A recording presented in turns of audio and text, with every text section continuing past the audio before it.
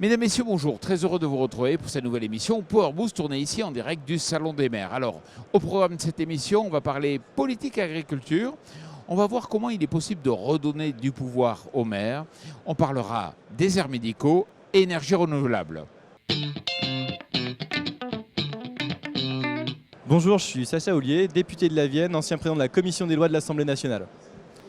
Bonjour Sacha. Bonjour. Ça va? Ça va et toi? Ouais. Sacha, on va faire un petit jeu. On marche sur la tête, tu vois. Allons-y. Les agriculteurs, ils le mettent souvent, ça en avant. On marche Ils sur ont la même tête. retourné les panneaux dans les communes. Exactement. Et puis ça veut dire qu'on n'est pas cohérent ou on est cohérent. Sacha, Glucksmann président, on marche sur la tête? Ah non, je pense que pour le coup, c'est une des vraies chances. Alors, on a depuis hier soir une partie de ses propositions. On voit qu'il est beaucoup plus en prise avec la ruralité, avec la France, avec une connaissance assez étroite de ce qu'est le pays.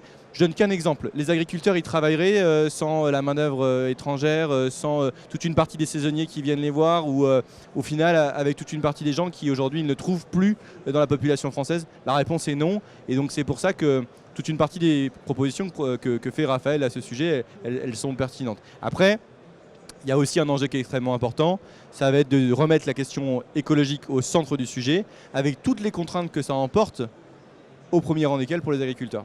Bon, tu es à fond avec lui. Tu as vu vu hier l'interview avec Zemmour. Exactement. Il a été à la hauteur?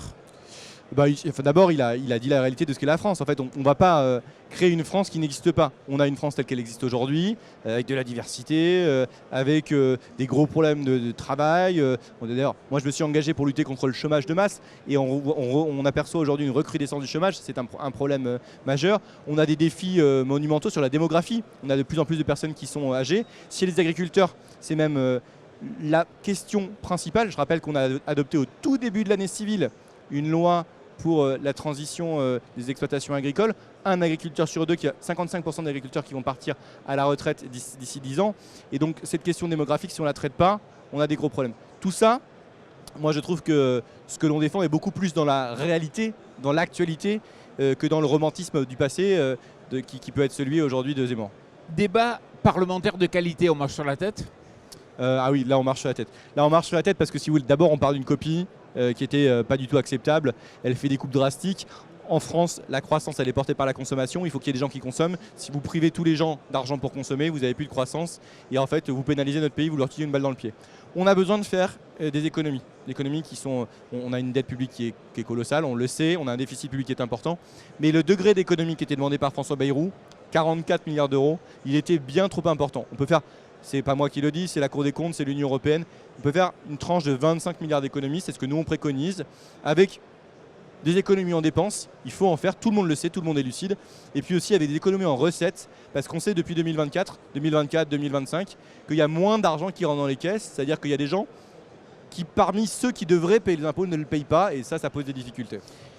État désorganisé, en faillite, enfin je sais pas, on est où là? Désorganisé, ça c'est sûr, et je pense que tout le monde, on disait sur Marche sur la tête tout à l'heure, tout le monde voit la multitude de guichets, d'agences, de cumuls, de commissions. Et ça pour le coup, il y a un gros travail qui est en cours, qui prend du temps, qui est un peu désespérant, parce que pour les concitoyens, ça fait 20 ans qu'on leur promet, donc ils se disent c'est l'Arlésienne, ça n'arrivera pas.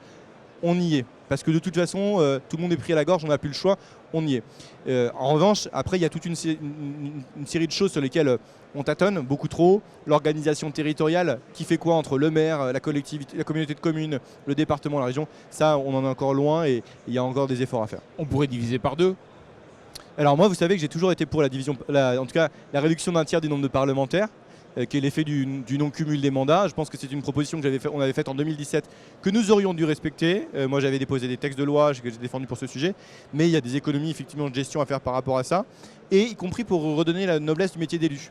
Aujourd'hui, on a rabaissé toute une partie du métier d'élu. C'est bien dommage parce que ça aussi atténue l'autorité, le pouvoir, la respectabilité qu'ils peuvent avoir. Sacha, dans toutes les villes, je vois les mêmes ronds-points, les mêmes zones commerciales. Toutes les villes se ressemblent, on construit un peu dans tous les sens. Aujourd'hui, on fait n'importe quoi, hein? Alors, les villes se sont enlaidies. Voilà, je pense que, y compris, ça avait été l'objet, si vous vous souvenez, d'un bon livre de Michel Houellebecq qui décrivait Niort, une ville voisine à la mienne, comme assez moche. Et les zones commerciales se sont répandues à l'entrée des villes. Donc, on a, depuis plusieurs années, développé des fonds de friche pour un peu recycler tout ça pour éviter l'étalement urbain. Moi, je sais que chez les maires, on a beaucoup de résistance par rapport aux ZAN, zéro artificialisation nette. Mais quand on regarde, c'est aussi une protection pour les agriculteurs qu'on arrête d'empiéter sur de la terre agricole qui aujourd'hui était artificialisée, sur lesquelles elle était constructible. Donc on a un objet de reconquête de toutes ces zones qui sont moches, qui sont parfois sous-utilisées, sous-exploitées, et sur lesquelles c'est là où on va faire de la densification urbaine. Ça ne plaît pas à tout le monde, mais c'est une réalité qu'il faut partager aussi les zones dans lesquelles on vit. Exactement. Le bio, j'ai vu que tu en as souvent parlé, tu as posé des questions à l'Assemblée. Ouais. On marche sur la tête avec le bio ? Alors le bio, on marche pas sur la tête parce que de toute façon c'est un modèle qui a été rémunérateur. Il est malheureusement de moins en moins, et là pour le coup ça devient compliqué pour ceux qui ont fait la transition, y compris ça amène des régressions, des gens qui reviennent ou en raisonné ou en conventionnel par rapport au bio. Le bio c'était une valeur pour dire on mange mieux, on traite moins et on prend le tournant de la transition écologique. Là où on marche sur la tête, c'est quand on laisse finalement d'autres produire à des conditions qui ne sont pas les nôtres et en les important. Et là-dessus il y a des modèles et des anti-modèles. Le modèle, je vais me faire assassiner par les agriculteurs. Ça fait rien. Le modèle, c'est le CETA, c'est le traité conclu avec le Canada. Vous n'avez que 60 fermes sur 36 000 au Canada qui sont capables d'importer aux conditions européennes. Parce que ça coûte trop cher de se mettre à niveau des conditions européennes, de produire du porc ou de produire du bœuf. Et donc finalement, le traité du CETA, il a protégé nos fermes françaises et européennes. L'anti-modèle, c'est le Mercosur. Parce que les conditions, les clauses miroirs qui sont censées figurer dans le traité n'y figurent pas. Et là, pour le coup, on mettrait en péril les exploitations. Ça, c'est absolument à éviter. Emmanuel, il va le ratifier. Nous, on a adopté une résolution à l'Assemblée nationale à l'unanimité. Donc là, il n'y a même plus de couleur politique pour s'y opposer. Donc évidemment, nous, on y est très défavorable. Est-ce que tu connais la HVE, la haute valeur environnementale, qui est remis en cause? Benoît Biteau, par exemple, écologiste. Oui, mais en fait, moi, je comprends l'idée de dire que la haute valeur environnementale, elle n'est pas le bio. Sauf qu'à un moment donné, il faut faire progresser tout le monde. Et vous ne pouvez pas dire qu'on fait la transition écologique, mais pas saluer les pas qui sont faits par les uns et par les autres. Alors, est-ce que les critères ne sont pas suffisamment disants? Peut-être. Est-ce qu'il faut les réévaluer et exiger davantage progressivement? Peut-être. Mais décourager ceux qui font l'effort de faire mieux, moi je pense que c'est tout sauf une bonne solution, parce que ça veut dire qu'on dit vous en faites un peu, mais vous n'en faites jamais assez. Donc au fond, ça n'encourage que ceux qui y sont convertis à revenir à l'agriculture conventionnelle ou à réclamer des traitements qui parfois ont été interdits en France de façon un peu anticipée par rapport à l'Union européenne. Préparation à un éventuel, malheureusement, conflit mondial. Est-ce que sur le plan alimentaire, on se prépare? En gros, la souveraineté, tout le monde en parle, personne n'en fait.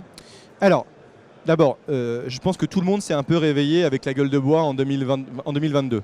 Parce que l'Ukraine était le grenier de l'Europe, quand bien même elle ne figurait pas dans l'Union européenne.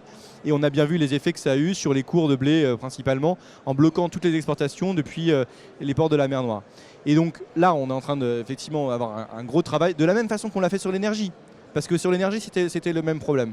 Et tout l'enjeu du renouvellement des agriculteurs, de la productivité des fermes, de la rentabilité des fermes et aujourd'hui de la production de l'agriculture française, c'est cette souveraineté, cette indépendance. On a eu un texte pour cela.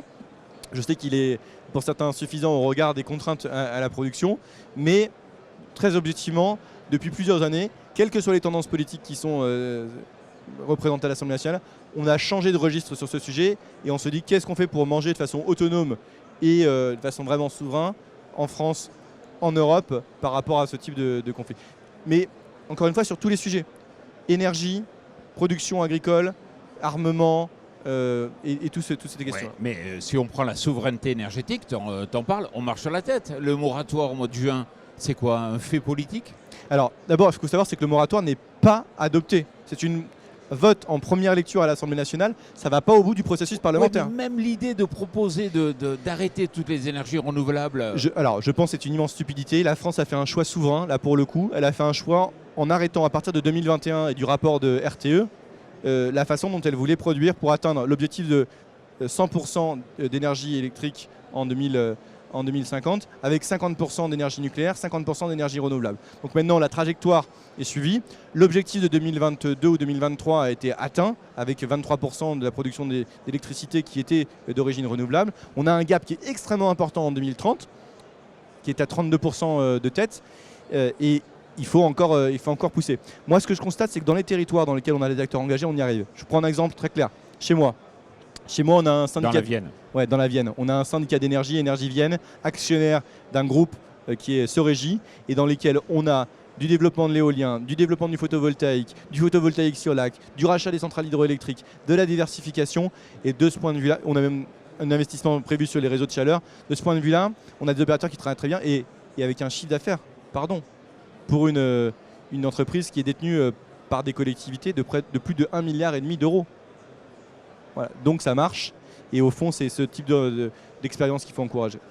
Tout dernier point, l'élevage qui implose. On a de plus en plus de mal à trouver des éleveurs et certainement des éleveurs de moutons aussi dans le Montmorillonnais par exemple. On marche sur la tête là.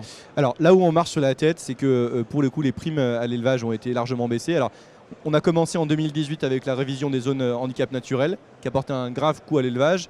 On a continué en 2021 avec le prix à la tête. Alors ça a surtout concerné les chèvres où ça a été largement baissé. Mais pour le coup, il y a une question du revenu des agriculteurs où là, pour le coup, on peut partager toute une partie des revendications qui sont celles plutôt exprimées à gauche, c'est-à-dire assurer un revenu aux éleveurs, lever des contraintes, parce qu'aujourd'hui, il y a beaucoup de contraintes qui existent sur l'agriculture en élevage qui ne sont pas justifiées. Donc là encore, dans l'installation, c'est des choses que l'on regarde, qu'on accompagne. Et y compris, il y a une chose sur laquelle je suis très engagé, je sais que ça ne fait pas l'unanimité, l'accès à l'eau. Et je pense que c'est une obligation pour les pouvoirs publics de garantir l'accès à l'eau.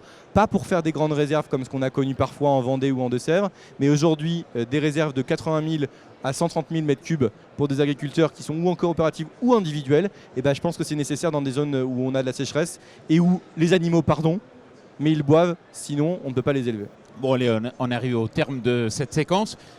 Toute dernière question. Houillé à la mairie de Poitiers, on marche sur la tête Ça, en tout cas, il y a un projet pour que la mairie de Poitiers change de majorité et ça, moi, j'y prendrai une part, c'est sûr. Et Sacha y sera. On y travaille encore, tout n'est pas arrêté. Merci beaucoup. Merci. Clément Battard, secrétaire de l'association Non à l'urbanisation Féroce. Laurent Morel, porte-parole de l'association. Laurent Clément, bonjour. Bonjour. Merci de nous accueillir. Cauchemar sur le village. Alors déjà, il faut un peu de pédagogie. C'est quoi la loi SRU ? Alors, la loi SRU, c'est une loi qui a été créée en fin des années 2000 qui oblige les communes de plus de 3500 habitants à construire des logements sociaux. Très bien. Alors, vous habitez un charmant petit village, à 20 minutes à peu près de Lyon, ou je sais pas, un peu moins. Oui, 20 minutes de Lyon, c'est Chazet-d'Azergues. Il a été élu le plus beau village du Rhône en 2023. Et malheureusement, nous avons été avec mon voisin, avec Laurent, on a été confronté à un événement particulier, c'est qu'un immeuble, une barre de 50 mètres va se construire devant chez nous. Alors vous aviez une maison, des maisons superbes, voilà, il y a sauf on a une belle vue. Voilà, une belle vue, sauf que là maintenant vous allez avoir des immeubles. On va avoir des immeubles. À cause de la loi SRU, expliquez-moi pourquoi. À cause de la loi SRU, oui, puisque la base vient de là. Après, c'est pas la seule raison, bien sûr, c'est pas la seule raison. On se retrouve confronté à effectivement des problèmes de logement et la commune doit s'accroître. Par contre, la loi SRU nous impose maintenant, donc on n'a plus la main, et la mairie n'a plus la main sur la construction des logements. Alors il faut que j'explique, c'est que effectivement Madame la maire ou l'ancien maire qui est un monsieur, dans ce cas-là, n'a pas réagi à temps par rapport au fait de devoir créer des logements sociaux, ou ça n'a pas été accepté dans la façon dont ça a été présenté, et résultat, c'est Madame la préfète qui décide aujourd'hui ou pas des projets, de tout. De tout, et aujourd'hui il y a à peu près 15 projets qui sont prévus, des projets donc 300 habitants. Pardon, je m'appelle 300 logements. 300 logements. Donc on va être sur 1000 habitants à peu près. 1000 habitants supplémentaires. Et là, le problème, donc, cette dérive implique que nous avons en fait plusieurs soucis parce qu'on rase, en fait, les promoteurs viennent, suppriment, démolissent des maisons pour construire des immeubles. Parce que nous sommes dans un village où on n'a pas de place pour construire d'autres bâtiments, d'autres immeubles. Donc en fait, nous on est dans un petit village où en fait on a des bois, on a des vignes et on n'a que ça en fait. Donc pour le problème de cette loi SRU, ce quota de 25%, nous on ne peut pas le respecter. Donc c'est pour ça qu'on est là, pour alerter en fait les maires en disant et aussi les parlements, les parlements en disant comment peut-on faire pour gérer en fait cette loi SRU qui est indispensable dans les petites communes. Ouais, vous n'êtes pas contre le logement social, Non, j'ai bien mais pas compris. du tout. Et mais vous n'avez pas envie qu'il soit chez vous. Alors, c'est pas une question qu'on n'a pas envie que ce soit chez nous. Le problème, c'est qu'il faut que ce soit adapté à la taille de la commune. Ah, c'est Par, ça. par le passé, alors effectivement, il y a eu des erreurs qui ont été commises par l'ancien maire. Mais ils ont fait des efforts. Les efforts, ils ont proposé, entre 2008 et 2012, ils ont proposé 5 terrains communaux, dont un qui faisait plus de 3 hectares, à des bailleurs sociaux de Mais venir ils ont s'implanter. refusé. Mais les bailleurs sociaux, dans cette période ne voulaient pas venir à Chazé-d'Azergues. Chazé-d'Azergues, c'est un village rural. Donc, quand on vient à Chazé-d'Azergues, à l'époque, c'était pour venir vivre en maison. Aucun intérêt de construire des logements sociaux. On n'a pas de poste, hein. On est Voilà. un petit village, hein. On n'a pas de poste. Le transport est assez compliqué. Donc, si vous voulez, c'était à la base, on est venu pour ça. Et maintenant, il s'avère que pour les promoteurs, c'est quand même beaucoup plus difficile de construire dans Lyon parce que le foncier est très cher à Lyon. Les contraintes écologiques sont aussi très compliquées pour construire du bâti à Lyon. Donc, les promoteurs surfent sur le fait qu'on soit sous tutelle de l'État pour venir chez nous construire des logements. En sachant que quand ils construisent un logement, là, on parle de 6 projets, 15 immeubles, 300 logements, mais une minime partie sera comptée dans la loi SRU, rentrera dans la loi SRU. Et on a fait un calcul tout simple. Alors, il n'est pas si simple que ça, mais on a fait un calcul. Les immeubles, on est à 33% de la loi SRU. Voilà. Donc, si on veut l'atteindre, les 25%, actuellement, à la fin de l'année, on sera à 15%. Quand la mairie actuelle a pris la place, on était à 3%. On passe à 15%. Les efforts sont faits. Si on veut atteindre les 25% de logements sociaux, il faut qu'on augmente la population de 175%. On passerait de 4200 habitants à 12 000 habitants. Tout simplement parce que quand on construit 100 logements, il faut en reconstruire 25 pour répondre à la loi SRU. Quand ils nous construisent un immeuble en face de chez nous de 32 logements, il n'y en a que 10 qui rentrent dans la loi SRU. Le reste ne rentre pas dans la loi SRU, mais il va falloir qu'on en reproduise encore 8. Donc, si je comprends bien, vous êtes contre la tyrannie de la loi SRU. Tyrannie, Bien le sûr. mot est un peu forcé. Le déni de démocratie, vous aimeriez que ce soit votre maire qui puisse dire... Bien sûr, nous on veut alerter sur ces contraintes de la loi SRU. Hein. Il n'est pas possible pour les villes. Imaginez qu'en fait, il n'y a aucune ville, sauf Montpellier, dans les grandes villes, qui ont atteint les 25%. Paris ou Lyon, ils sont à 23. Sur des petites communes comme chez nous, on en a 7 dans le Rhône, on ne peut pas respecter. Donc on veut alerter sur ces contraintes de cette loi SRU. Et initialement, dans la loi SRU, en 2015, c'était 15%. Et là, ils augmentaient à 25% en 2020.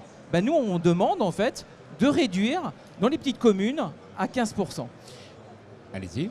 Vas-y, Laurent. Tout simplement de s'adapter à la capacité de la commune. Parce que le problème à l'heure actuelle, si demain on nous dit 13 000 habitants, comment on fait ? L'école n'est pas structurée pour, le collège n'est pas structuré pour. La circulation aussi. La circulation non plus. Les associations sportives, culturelles ne sont pas adaptées. Et faire venir des gens dans un secteur où il n'y a pas forcément un bassin économique très important. On n'a pas d'entreprise. Hein. Il n'y a pas d'entreprise à Chazé-d'Azergues. Donc Ouais. on fait venir des gens. Mais je vais aller un peu plus loin, je vous coupe. Ok. Laurent Clément, c'est une affaire de pognon. C'est-à-dire que le logement social, il n'y a C'est- pas que du logement social. Mais bien Absolument sûr, pas. c'est une Expliquez-moi le montage un spéculation peu. financière et immobilière Alors, pour nous. si vous voulez, le montage il est assez simple. Pour qu'un promoteur puisse construire des logements sociaux chez nous, il va construire des logements sociaux à hauteur de 30%. Le reste, ce sera du social, LLI, donc loi de défiscalisation, ou primo-accédant, mais ça ne rentre pas dans le quota social. Donc actuellement, un promoteur, pour qu'il gagne de l'argent, il va perdre de l'argent sur ce qu'il va vendre en social, donc aux hospices HLM, à l'OPAC. Là, il a une perte d'argent. Le promoteur gagnera l'argent sur les lois LLI. Non, c'est trop compliqué. C'est trop compliqué, c'est vrai. Non, c'est trop compliqué. Sur une barre d'immeuble, ça veut dire qu'il y a 30% de Ouais, logement c'est ça, social. c'est ça. Et Et le le- reste, c'est pas du social, mais ça paye les 30% Voilà. du social. C'est Donc, ça. c'est ça. Mais c'est foutu. Ah non, non, non. La non, loi non. SRU, elle est décidée, Eh c'est ben foutu. oui, mais les Mais- lois, on peut changer les lois. On peut les modifier. On Vous y peut les croyez modifier, bien sûr. Oui, Ben, bien complètement. sûr, parce qu'il n'y a pas que nous, hein, et même monsieur David Linsart, le président des maires, le dit bien. Il faut redonner en fait la main aux maires, et ça c'est vraiment très important parce que c'est notre première institution pour nous. Où en fait tout se passe bien avec nos maires et ils font un boulot formidable, et là c'est vraiment important de redonner en fait la compétence de l'urbanisme à nos maires qu'ils ont perdu, et aussi et eux ils vont aller aussi de dire ben la loi SRU ne correspond pas du tout en fait Donc vous voulez redonner aux maires le pouvoir de décider Bien sûr. de l'urbanisme, même s'ils l'ont perdu, entre guillemets, Temporairement. bêtement peut-être, ou je sais Oui, pas. mais Ou, ils l'ont perdu de façon temporaire. On peut la regagner, cette compétence. On a un député qui est venu lors d'une de nos manifestations et qui nous a dit quelque chose qui nous a touchés. Il a dit, c'est pas des gens dans des bureaux à Lyon et encore moins dans des bureaux à Paris qui vont nous apprendre à gérer nos communes. Et c'est complètement le cas. Actuellement, les seules personnes qui peuvent connaître nos communes, ce sont les maires qui les gèrent au quotidien. C'est pas une préfète ou des gens dans des bureaux à Lyon, à Paris, qui connaissent notre problème. Vous voulez dire, c'est même pas une notion de manque de compétences. On pourrait Non. dire que les préfets sont pas compétents en Complètement. urbanisme. C'est le fait qu'ils ne connaissent pas connaissance. forcément le territoire. Ah oui. C'est un manque de connaissances. La préfète avait pris, par exemple, la possibilité de construire un immeuble sur le parking de l'école primaire. Et même sur un lieu inondable. Oui, parce que oui, on est comme le nom l'indique de notre village, c'est Chazet-d'Azergues, la Zergue étant une rivière qui coule au sud du village, et toute cette zone est inondable. Avec la préfète, pas de problème, on construit. On construit sur l'inondable, mais non, elle ne prend pas en compte les contraintes. Donc on a des contraintes, on a des possibilités, ces possibilités, il faut qu'on les exploite, mais c'est la mairie qui sait faire. Et on a une preuve, c'est que la mairie a perdu les compétences il y a 2 ans, en 2023. Depuis que la préfète a pris les compétences, 0 projet sont sortis de terre. Aucun projet. Aucun. Alors qu'avant, avec le mandat de la maire, on est passé de 3% à 15%. Plutôt prometteur. Bon, j'ai envie de dire, il y a les élections municipales. Faites une liste. Ah non, nous on fait pas de politique, nous. Ah bon? Non, Pas du on fait tout. pas de politique. Ah. Nous, on aime bien notre village, on est beaucoup dans les associations, on est même membre d'associations, on est des membres actifs. Mais on aime bien, il y a beaucoup de vignes, on aime bien faire toi tu fais du vélo, moi je cours. Et non, on aime bien, nous on est chazéens, on est adhérents, on est citoyens de notre village. Et vraiment, on souhaite continuer à se battre jusqu'au bout. Et on veut protéger un jusqu'où village de Pierre Doré. Et jusqu'où vous êtes prêts à bah, vous battre? Parce que vous me semblez petit Nous, on- par rapport à une loi qu'il faut déboulonner. Eh ben, on va s'associer avec d'autres mairies. On fait des manifestations. On a une autre manifestation le 6 décembre. Et on invite toujours notre député. Notre député, il est vraiment il est conscient de notre problématique. Et on a fait une lettre au maire de France pour alerter de tous ces problèmes-là. Et on va aller voir d'autres mairies et d'autres maires. Et on a énormément de gens qui nous téléphonent en nous disant mais help, qu'est-ce qu'on va faire? Donc on a créé une association, on sait maintenant aller maintenant même au congrès des maires, et on peut aider en fait les autres mairies et les autres citoyens. Laurent, je crois en une phrase, on est désorganisé en France, c'est ça le problème. L'État est désorganisé, Oui. notre structuration est Oui, et désorganisée, puis- on arrive à des aberrations. Et puis l'État arrête de subventionner les collectivités locales. Par contre, elle impose des règles. Et ces règles sont difficilement atteignables. Ils ne connaissent même plus les budgets des communes, puisque de toute façon, ils sont désintéressés. Donc, ils demandent aux maires de se débrouiller seuls, par contre, sous tutelle. Et quand on a un bracelet électronique au pied, on n'est pas sous tutelle. Et quelque part aussi, ça veut dire que comme les communes manquent d'argent, elles ont tendance à grossir aussi, donc c'est le mitage des terres. Enfin, il y a plein de problèmes sur le plan agricole aussi qui se posent, et bien, certainement sur le plan viticole aussi, dans votre région. Voilà. Merci. Laurent, Clément, merci beaucoup. Et Merci puis on a bien beaucoup. compris votre combat. Bonne chance. Merci. Merci beaucoup. Merci. hein. Merci. Bonjour, je m'appelle Bernard Jomier, je suis sénateur place publique et vice-président de la commission des affaires sociales du Sénat. Bonjour Bernard. Bonjour. J'espère que vous allez bien tout d'abord. Ah ben, Un tout médecin, va bien. il faut qu'il aille bien Et au Salon forcément. des maires, on est On bien. compte sur vous. On va parler des déserts médicaux, on va parler des difficultés liées à la médecine, et c'est un sujet sur lequel vous êtes bien entendu positionné. Moi, j'ai l'impression que en matière de désert médical, ça s'aggrave de plus en plus. Je vais peut-être citer 3 chiffres. 87% du territoire n'a pas accès de façon satisfaisante aux soins. 10% des Français n'ont pas de médecin traitant. Et 35 départements ont moins de 2 dermatos aujourd'hui. C'est catastrophique. Oui, tout ça, c'est les mauvaises nouvelles. Elles sont liées à un fait qu'il faut bien avoir en tête, parce que sinon on passe à côté de solutions possibles, c'est qu'on vit une pénurie de médecins. Une pénurie qui est due au fait qu'on en a trop peu formé pendant beaucoup d'années. Aujourd'hui, on forme beaucoup de médecins. Pour vous dire, quand moi, j'ai fait mes études de médecine, on était 3500, 4000, moins de 4000 à sortir chaque année de la fac. Aujourd'hui, 5000. aujourd'hui, c'est 8500 qui sortent chaque année et c'est plus de 10 000 qui entrent.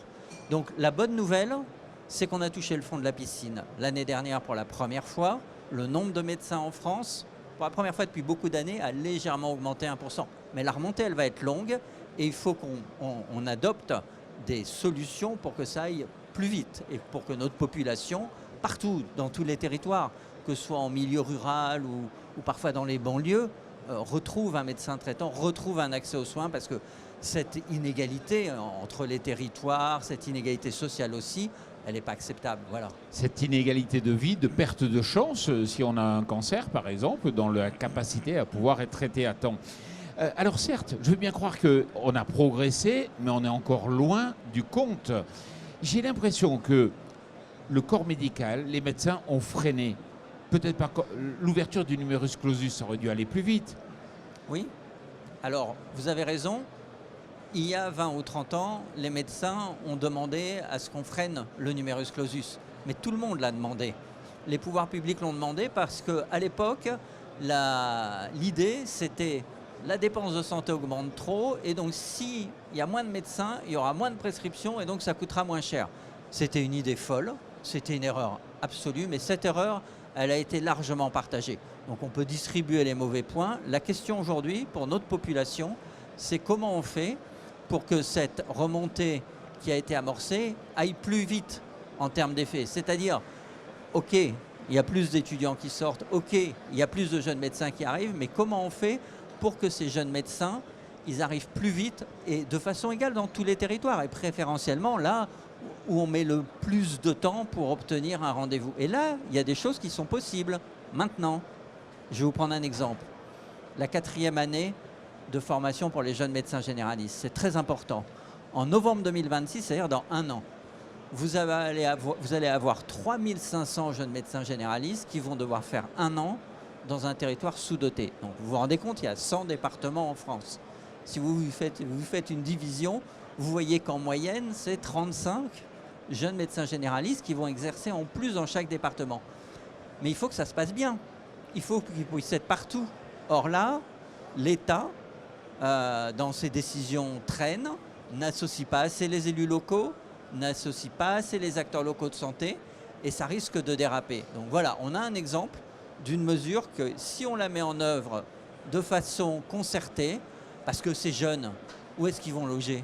Comment ils vont se déplacer? Si on ne résout pas bien ces questions, ils vont aller dans un territoire, ils vont y passer un an et ils n'auront qu'une idée d'en partir. Oui, parce que beaucoup n'ont pas envie d'y aller, il faut se le dire. Voilà. Quand, mais si on quand leur donne en envie, parle aux internes, ils ont pas vont envie. y aller. Ils n'ont pas le choix, c'est la loi. Donc ils le savent, ils vont y aller.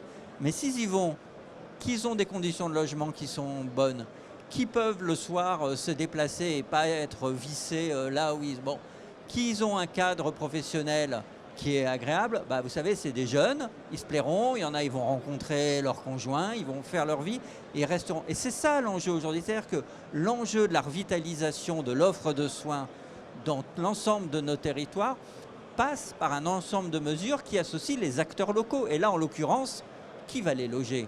Mais il faut mettre les maires dans la boucle, parce qu'il y a plein d'endroits où les maires, il y a des bâtiments qui sont vides, il y a une maison qui est vide. Oui, mais il faut faire les travaux. Il faut pouvoir l'aménager. Donc on a besoin de s'y prendre assez longtemps à l'avance. C'est dans un an.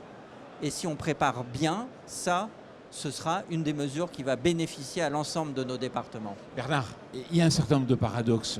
L'hôpital, il tient beaucoup avec des stagiaires parce que les internes, ces médecins en formation, ils sont très capables, je ne le remets pas du tout en cause. Mais vous avez vu, il y a eu une grève là parce qu'il n'y avait même pas les médecins pour encadrer les 35 internes et il n'y avait plus de médecins suffisants pour l'encadrement. il y a un problème. Oui, vous parlez de l'hôpital de Caen. L'hôpital de Caen a perdu son agrément, c'est-à-dire n'a plus le droit de recevoir des internes parce que les conditions de travail se sont trop dégradées. Pourquoi est-ce que les médecins, mais les infirmières aussi, sont partis de l'hôpital public? Moi, vous savez, j'ai présidé une commission d'enquête sur l'hôpital public il y a 3 ans.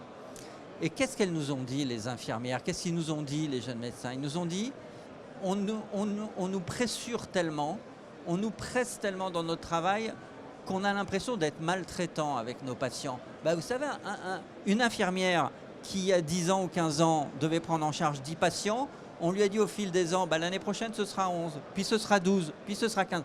Et elle court toute la journée. Et ben, un soignant, quand il a l'impression d'être maltraitant, qu'est-ce qu'il fait? Il s'en va. Alors j'ai fait voter une loi. Elle a été votée par le Parlement il y a à peine un an, c'était en janvier dernier. Une loi qui dit que dans chaque service, il doit y avoir un nombre minimum de soignants par patient. Parce que si on veut restaurer l'attractivité de nos hôpitaux, de nos CHU, mais surtout de nos hôpitaux généraux, surtout des hôpitaux de proximité aussi, il faut redonner de l'oxygène aux soignants. Et ce n'est pas en coupant les budgets qu'on va y arriver, je tiens à le dire tout de suite. Bon, c'était la folie de la politique du chiffre, on va dire. Durant des années, on a eu l'impression qu'on pouvait traiter comme ça le chiffre sur le médical. Mais l'ARS, on fait le constat en se disant c'est pas normal du tout qu'il y ait une personne sur deux dans un hôpital qui ne voit pas de patients. Les ARS, les administratifs, tout ça, à quel moment on va dire hop, on les met au contact du patient plutôt que dans des bureaux? Le problème, vous voyez, de la santé en France, c'est qu'elle est gérée d'une façon trop centralisée. C'est-à-dire qu'on pense qu'on prend une décision au ministère, qu'elle descend par les DG d'ARS, qu'elle arrive dans les départements, qu'elle arrive dans les communes et que le problème va être réglé. Et bien la crise Covid, elle nous a montré l'inverse. La crise Covid, qu'est-ce qu'elle nous a montré? C'est que s'il n'y avait pas eu les élus locaux pour organiser la vaccination, eh ben on n'y serait jamais arrivé comme ça. Parce que ça a été un succès, la vaccination en France. Pour 2 raisons. Parce qu'il y a eu les élus locaux pour organiser les centres de vaccination et parce qu'il y a eu l'État pour obtenir des vaccins. Il faut rendre ça à l'État. L'État et l'Europe. Donc on voit bien qu'il y a nécessité que l'État travaille mieux avec les échelons locaux pour apporter des réponses. Et ce n'est pas la même chose de gérer un hôpital, de gérer une offre de soins de proximité, de médecine générale, d'infirmiers ou de pharmaciens. Très important, attention à l'évolution actuelle des pharmacies qui ferment dans un certain nombre d'endroits. C'était impensable il y a des années d'avoir des pharmacies qui ferment. Mais des pharmacies qui ferment parce qu'elles sont en déficit. Oui. Parce qu'elles sont en déficit. Donc on voit bien que chaque question nécessite une réponse qui soit concertée et qui associe l'État. Moi, je reconnais le rôle de l'État.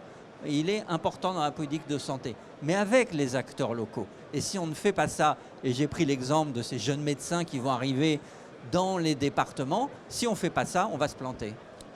Bernard, je ne suis pas d'accord avec vous. Vous avez une politique assez ferme vis-à-vis des jeunes médecins qu'on met en région, une loi du printemps dernier. Mais pourquoi la suradministration des hôpitaux n'est pas traitée par une loi en disant c'est pas normal qu'une personne sur 2 ne rencontre pas un patient? Ah mais moi je vais vous dire les choses telles qu'elles sont et on sera en désaccord peut-être. Mais donc quand j'ai présidé cette commission d'enquête sur l'hôpital, la rapporteure c'était Catherine Deroche qui était des Républicains. Vous voyez, on est transpartisan au Sénat, pas du tout. Et on a regardé cette question.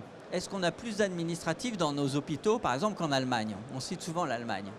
Et en fait, on a plus d'emplois administratifs, enfin, non soignants plutôt. Pourquoi? Parce qu'on n'externalise pas nos métiers. Par exemple, la femme de ménage qui nettoie l'hôpital, elle est dans les effectifs de l'hôpital. La blanchisserie, elle est dans les effectifs. La cuisine, elle est dans les effectifs de l'hôpital. En Allemagne, non. Eh bien, quand on élimine ça, quand on fait une comparaison à périmètre égal, en fait, on a à peu près le même nombre d'emplois non soignants dans les hôpitaux que dans les hôpitaux allemands. Par contre, et c'est là qu'est la difficulté, et encore une fois, rappelez-vous de la crise Covid, il y avait les mêmes administratifs, les mêmes emplois non soignants, mais tout le monde était au service du soin. Et quand tout le monde est au service du soin et que la logique soignante dirige l'hôpital, ça se passe bien, et ça s'est bien passé pendant la crise Covid, tout le monde le dit. Et là, on est revenu à des habitudes où on demande au personnel non soignant et notamment administratif de faire des rapports, des évaluations, des règles, etc. Ce n'est pas le nombre, c'est la qualité du travail. Voilà, c'est ça qui ne va pas en France. Mais on ne peut pas supprimer ces rapports, tout ce temps perdu. Mais bien sûr, bien sûr. Et vous n'avez pas un rôle à jouer, vous? Mais oui, mais moi je ne dirige pas le pays et nous ne dirigeons pas le pays. Il y a Vous des êtes sénateur. gouvernements successifs qui ne font que ce qu'on appelle du paramétrique, c'est-à-dire ils regardent le budget de la Sécu en disant bah là il faut que les malades paient, etc. Décisions avec lesquelles je ne suis pas d'accord, et ils n'affrontent pas les enjeux structurels de notre système de santé. Voilà. J'ai l'impression que pour un enjeu aussi important que le système de santé ou la santé, on court un peu ou on pédale derrière le vélo. Globalement, là actuellement, on a quelque chose qui fait peur, c'est la pénurie des médicaments et aussi le coût des traitements. Est-ce que franchement, les laboratoires aujourd'hui avec des traitements qui coûtent 3 000, 30 000 euros n'exagèrent pas? Si. Est-ce qu'il ne faut pas les montrer du doigt? Mais le médicament est un marché. Alors c'est l'exemple d'un marché qui est mondialisé et qui est aux mains d'acteurs financiers. Donc le prix qu'ils vendent un médicament n'a plus de rapport souvent avec le coût de la recherche, de la production, et ça c'est légitime, et puis du bénéfice normal d'une entreprise. Mais je vais vous prendre un exemple. Il y a une maladie qui s'appelle l'hépatite C. L'hépatite C, il y a un traitement qui a été découvert, qu'un labo a mis sur le marché. Le labo a dit on va vous vendre ça 150 000 euros, alors que ça lui coûte quelques dizaines d'euros, coût de recherche inclus. Pourquoi? Parce qu'il a fait calcul en disant aux autorités de l'État, bah, à chaque fois que vous allez traiter quelqu'un avec ce médicament, ça va vous éviter de suivre pendant 10 ans une hépatite chronique. Donc vous allez économiser 200 000 euros. Donc nous, en vous faisant ce prix-là, bon, vous voyez, il n'y a plus de lien entre les coûts réels et ce qui est facturé. Et il y a une faiblesse, on a une faiblesse, c'est qu'on laisse l'industrie pharmaceutique dicter sa loi. Mais vous voyez que c'est une industrie qui est puissante, qui impose des prix qui sont élevés. En France, on essaie de se battre contre, mais le bon niveau de réponse, moi je vais vous le dire, c'est le niveau européen. Parce qu'il faut qu'on reproduise des médicaments dans nos pays européens. Donc, quand vous voyez que la Commission européenne veut signer un accord de libre-échange avec l'Inde, déjà que l'Inde et la Chine ont capté toutes les capacités de production, si on continue dans cette direction-là, on va tuer complètement notre production de médicaments, on va se livrer pieds et poings liés et on n'aura plus aucune prise sur le prix. On devra payer le prix que les fournisseurs en Inde et en Chine nous demandent de payer. C'est catastrophique.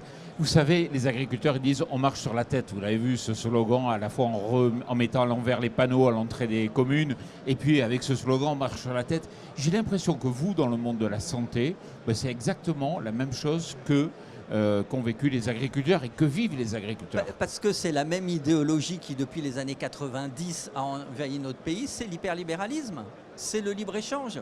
Alors, échanger est important dans une société, mais sauf que là, on s'est désarmé. On s'est désarmé. Et les agriculteurs, quand ils disent « nous, on n'a pas le droit de produire avec une substance », ce que je défends souvent, parce qu'il y a des substances toxiques, et les néonicotinoïdes sont toxiques.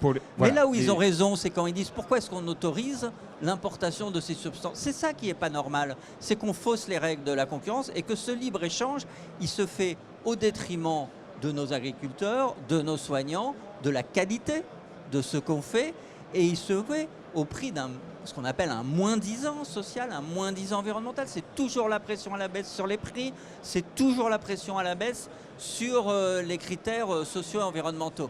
Et ça, il faut arrêter ça. Il faut que l'Europe institue un véritable protectionnisme européen pour qu'on se protège contre ces productions qui viennent détruire notre propre développement. Et vous faites confiance à l'Europe pour cela? Vous y croyez ou c'est en 2050? Mais l'Europe, c'est pareil, depuis les années 90, elle a évolué vers l'hyperlibéralisme. Et puis, on voit que commence cette idée de protectionnisme européen. Moi, j'ai produit récemment pour le Sénat un rapport sur les pénuries de médicaments, où on dit à la Commission européenne, il faut développer les mesures de protection, il faut relocaliser les productions, et c'est un discours qui commence à être entendu, mais vous savez, les députés européens, c'est nous qui les élisons, c'est les citoyens européens. Donc quelque part, c'est à nous aussi à nous prendre en main et à être actifs. Bon, on va rester sur l'optimisme dont vous faites preuve. J'espère que vous avez raison. Juste une dernière question. Quand je discute avec les pharmaciens, ils disent mais les médecins, ils pourraient nous déléguer quand même d'autres tâches. Il y a eu déjà des progrès de fait, hein, mais ils pourraient déléguer d'autres tâches, ce qui permettrait à court terme peut-être, ou les infirmières ou les infirmiers libéraux, peut-être de soulager un peu donc, tout le temps que vous passez. Oui, mais beaucoup de tâches ont été déléguées. Les pharmaciens maintenant vaccinent, prescrivent certains médicaments, font des tests pour diagnostiquer par exemple une infection urinaire, une angine bactérienne, etc. Donc déjà beaucoup de choses ont été faites. On ne peut pas aller plus loin? Beaucoup moins, c'est en direction des infirmiers qu'il faut aller beaucoup plus loin. Parce que les infirmiers on les a un peu laissés de côté, alors que la réalité des soins de proximité, c'est le généraliste, l'infirmier et le pharmacien. Et ces trois professions doivent trouver un nouvel état d'équilibre. Il faut absolument renforcer le rôle des infirmiers et continuer à, on va dire, à garantir les pharmaciens, en fait, à valoriser ce qu'ils savent faire et pas leur interdire ce qu'ils savent faire. On est en pénurie, on est en urgence, Oui. donc il faut agir. Merci Bien sûr. beaucoup Bernard. De rien. Merci Bonne bien. journée. Bonjour, Yves Ravet, maire de Sugy-la-Tour, petite commune de la Nièvre de 600 habitants. Bonjour Yves. Bonjour, Est-ce que vous allez bien? ça va, très très bien. Alors Yves, vous n'avez pas dit que vous êtes aussi vice-président de la communauté de communes de Cœur-de-Loire? Oui, mais là je suis en train par rapport à la commune, je suis vice-président du développement économique de Cœur-de-Loire et je suis aussi président de l'ADEB, c'est l'agence de développement économique du bassin. Alors on va parler de dynamique des territoires. Déjà, il faut que vous me situiez un peu pour ceux qui nous regardent. Votre commune, elle est au milieu de champs de blé, elle est au milieu de vergers. Notre Quel est le type commune, d'agriculture que elle est vous avez elle est en bordure de la vallée de la Loire, 10-15 km du Sancerrois, 10 km de Pouilly, et il y a les coteaux du Génois. On est entouré de trois vignobles, hein. Donc c'est important. Il y a beaucoup de gens qui travaillent dans le viticole. La commune de Sugy-la-Tour est sur la vallée du Nohain. Et donc c'est une commune rurale, essentiellement à céréalier. Sur le plan agricole, c'est une commune, enfin, c'est une région qui se porte bien ou pas, ou c'est difficile? Ça va. La situation, non, ça se porte bien. Il n'y a pas de problème de ce côté-là. Il y a de moins en moins d'agriculteurs. Ah, c'est vrai qu'en quelques années, on est passé de 20 agriculteurs, il doit nous en rester 12 maintenant et ça va diminuer. Les surfaces augmentent et les agriculteurs partant à la retraite ne sont pas remplacés ou c'est les jeunes reprennent, mais c'est vrai que ça va en diminution. Et ça a un impact sur le tissu économique de la commune?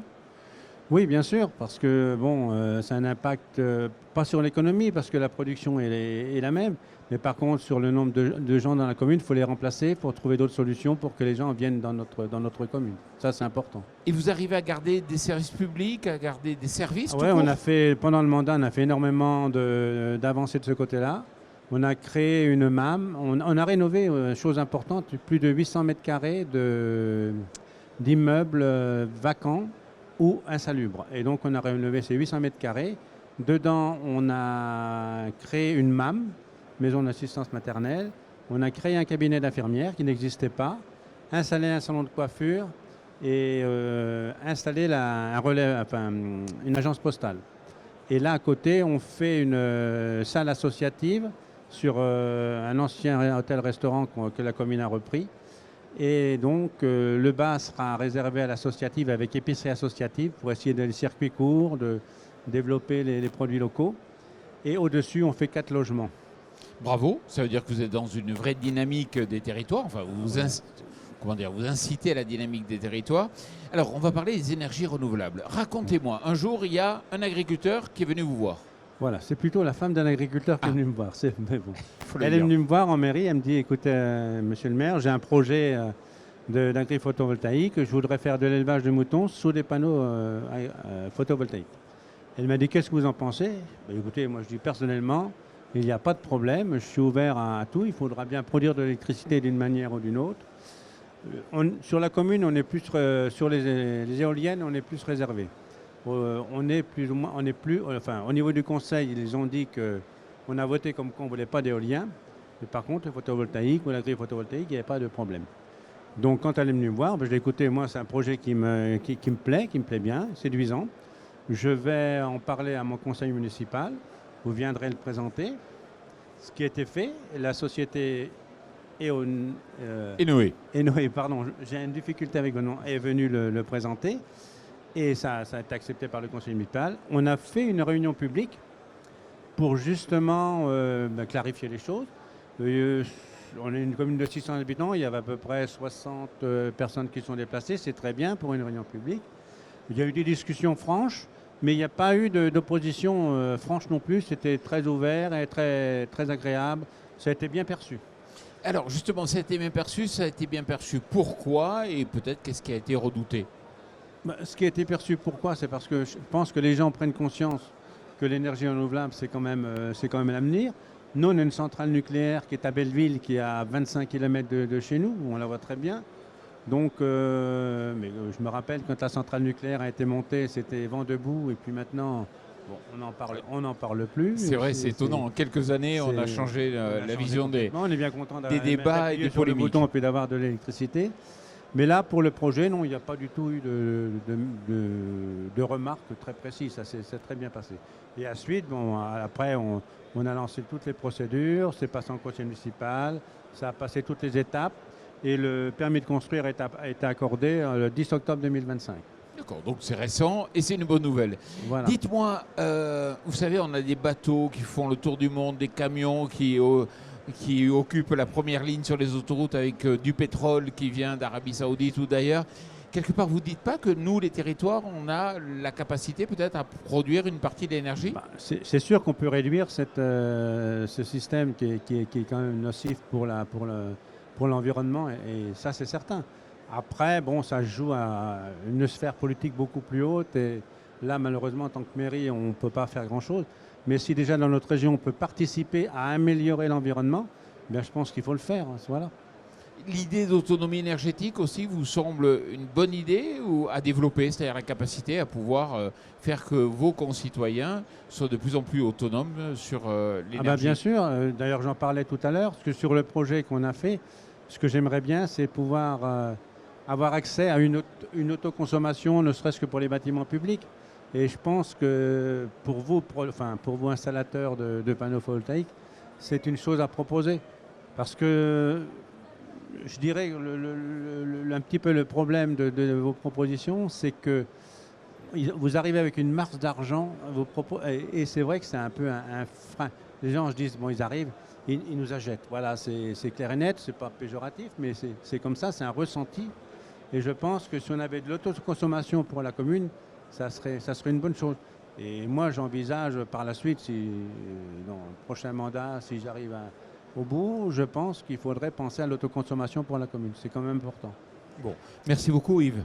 Voilà, merci. Et bon retour depuis le Salon des Maires jusque dans bon l'Agneau. salon à vous. Merci bien. Merci, au revoir. Et puis surtout, merci à vous.